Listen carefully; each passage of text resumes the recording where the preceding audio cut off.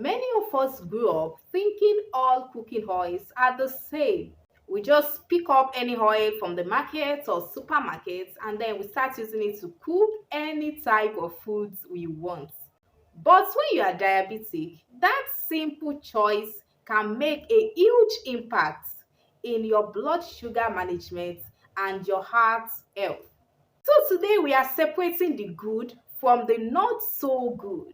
And I will be giving you a simple guide for choosing the best oils for your cooking. But before we get into the video proper, you want to give this particular video a huge thumbs up right now so that the algorithm can push it to Nigerians who are diabetic, pre-diabetic, or insulin resistant and really need the message that will be passed across in this video. So please go ahead and share it right away. Give it a huge thumbs up right away, and you want to stay to watch this video to the end because there is a shocker at the end.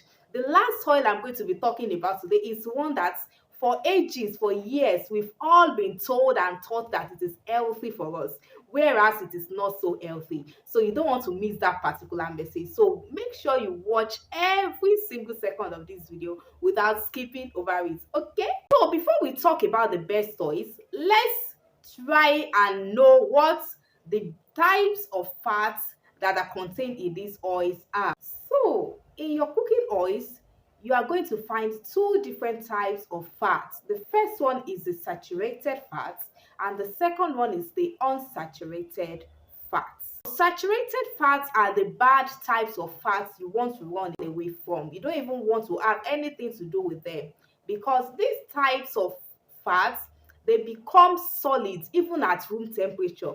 What I mean is that if you just put them in your kitchen, on your shelf, before you know it, they've turned solid and they can raise the bad cholesterol in your body.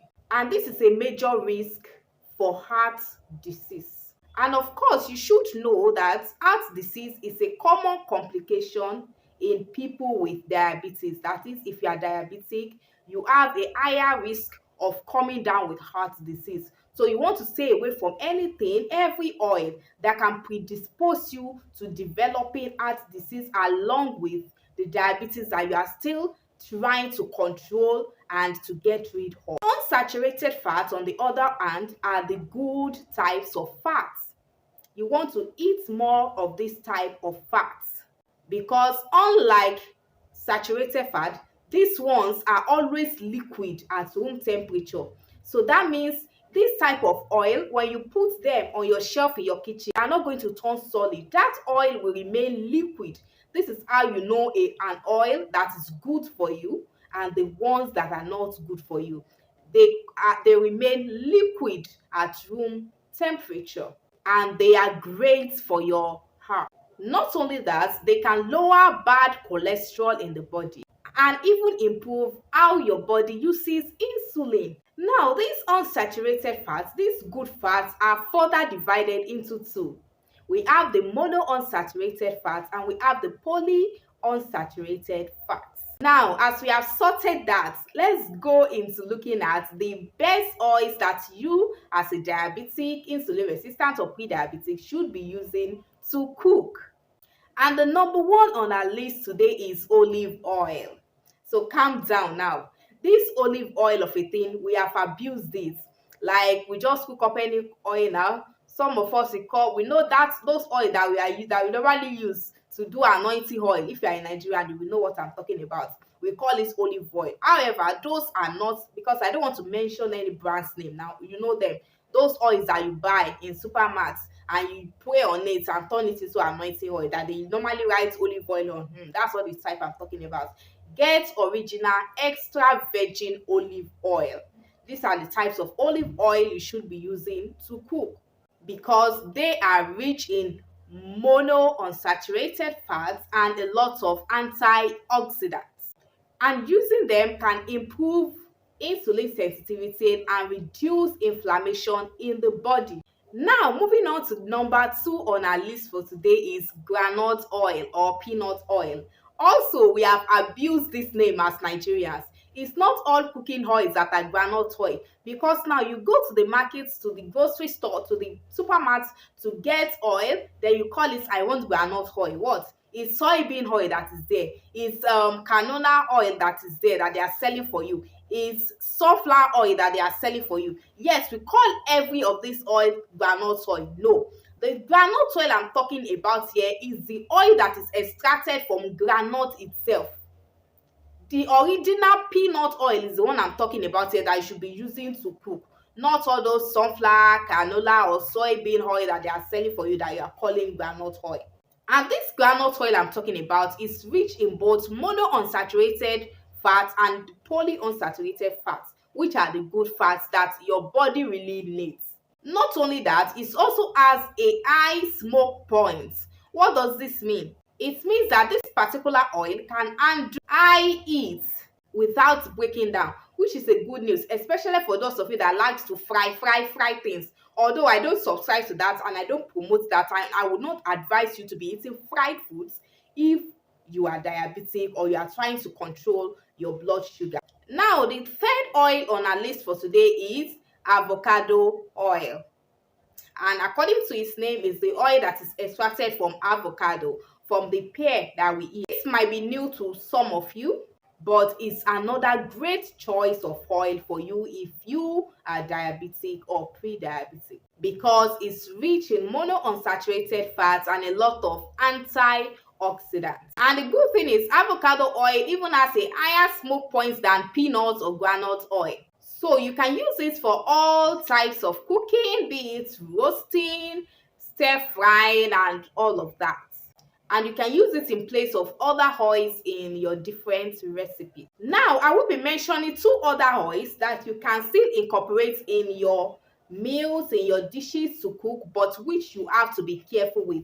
Meaning that these types of oils, they contain both the saturated fats and the unsaturated fats. They contain both the good fats and the bad fats. Note that the first three oils that I've mentioned, which are olive oil, peanut oil, and avocado oil, they contain plainly unsaturated fats, the good fats only. But these last two oils, they contain both the good and the bad fats. So you want to be careful and use them in very minimal quantity. And the fourth one, the one I'll be talking about, is our beloved palm oil. As Africans, as Nigerians, we use a lot of palm oil in cooking. But you should know that it contains both the good and the bad fats. But apart from that, it is rich in vitamin E and antioxidants, which are good for you. However, it also contains saturated fat, like I've said earlier. So you have to be careful and use it in minimal quantity. You don't have to make it float on your meal. Just use it in little quantity. And the last one, the shocker of them all that I'm going to talk about today, that has both good and bad fats that you need to be careful of, is none other than coconut oil. I know a lot of health advocates here and there have said it. Oh, if you want to start eating healthy oils, use coconut oil. Use coconut oil. But let me burst your bubble. Coconut oil, you have to be careful with it, like I said, because it contains both good and the bad fat. That means that while it has a lot of benefits, it is also high in saturated fats. So you have to use it in little quantity, just like you would use palm oil. So I wouldn't advise you to choose this as your main cooking oil. You can choose any of the three ones that I've mentioned earlier as your major cooking oil instead of the last two, but you can still use them in dishes, like when you want to make your efo, your vegetable, your soup. Just use them in little quantities and you are good to go.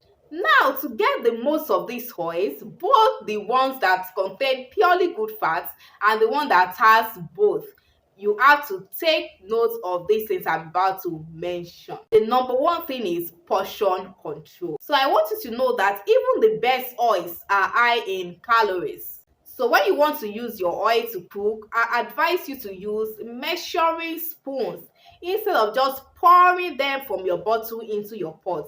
With that, you can control the quantity that you use without going overboard with the calories. Of course, if you are diabetic, especially if you are overweight, you want to also control the number of calories that you take in, because excess weight can also worsen insulin resistance and diabetes. Then secondly, don't reuse your oil. What do I mean by reusing oil? You've used this oil today. This is especially for those of you that fry foods. And if you are diabetic or insulin resistant or pre-diabetic and you are still frying things, put an end to it today. Because some of you will fry things today, you fry chicken today, the oil that is remaining, you will use it to fry plantain. You say you are eating plantain chips the next day, the oil that is remaining, you use it to fry another thing tomorrow. You just keep reusing oil. Don't do this. This is because reusing oil, especially for deep frying, can create harmful compounds that are bad for your heart. So you want to avoid it as much as possible. So the next time you want to get oil, remember to choose the good ones, and both your heart and your blood sugar will thank you. I know this video has been helpful, so kindly give it a huge thumbs up at this point. Don't forget to share it within your circle, and if you haven't, kindly subscribe and turn on your post notification bell so that you don't miss my next video, because I share helpful tips for you to live a healthy and vibrant life and put type 2 diabetes naturally into remission on this channel. Stay healthy and let's keep beating diabetes the Niger way. I will see you in my next one.